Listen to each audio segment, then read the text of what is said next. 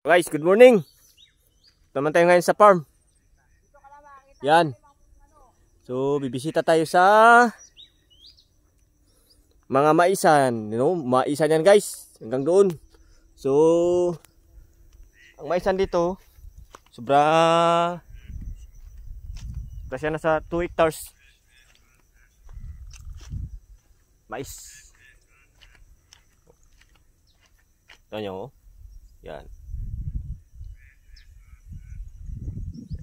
So maganda yung panahon natin ngayon mga idol.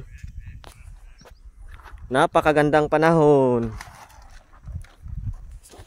So ito na guys yung sinasabi ko sa inyo na ano, grapes.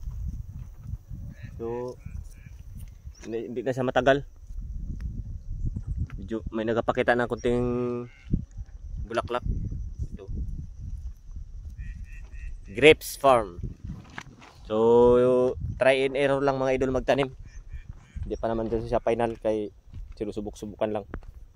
Ayun o, yung mga mais. Ayan sila o, yan. So, hindi na matagal mga idol. Makakakain na tayo na nilagang mais. Ito na yung sinasabi ko mga idol na grapes. Yan. Ito siya, maliliit pa.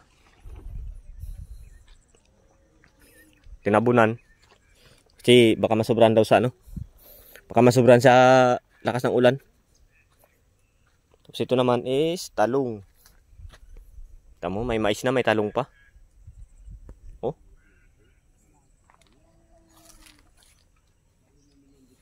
Corn with eggplant. Tamo guys, oh. Bunga ng talong. Ganito kami dito sa probinsya mga idol. Yan. Pag sa bukid ka, pag masipag ka lang magtanim, buhay ka na. Wala ka pang amo. Ano? Oh, oh. Dami. Oh, mababa lang yan. Oh, sa lupa oh. Mga ganyan lang oh. Oh, wala pa isang tangkal. Yan. So, masipag talaga yung mga nagtatanim dito mga idol, yung mga farmers dito. Talagang alaga-alaga. Ngayon, pinakamasipag dito sa kanila idol. Oh, nag-side sa lupa oh. Yan, side sa lupa. So yung sa talong, mas masarap siya yung ganito na siya. Ganito pa lang, hindi pa siya gaano malaki. So masarap ito pirituhin. Pinirito. Pag sa torta naman, yung pang torta na talong, yung talong na ano, malalaki. Yung pangkilaw naman na talong, yung talong na may itlog na dalawa.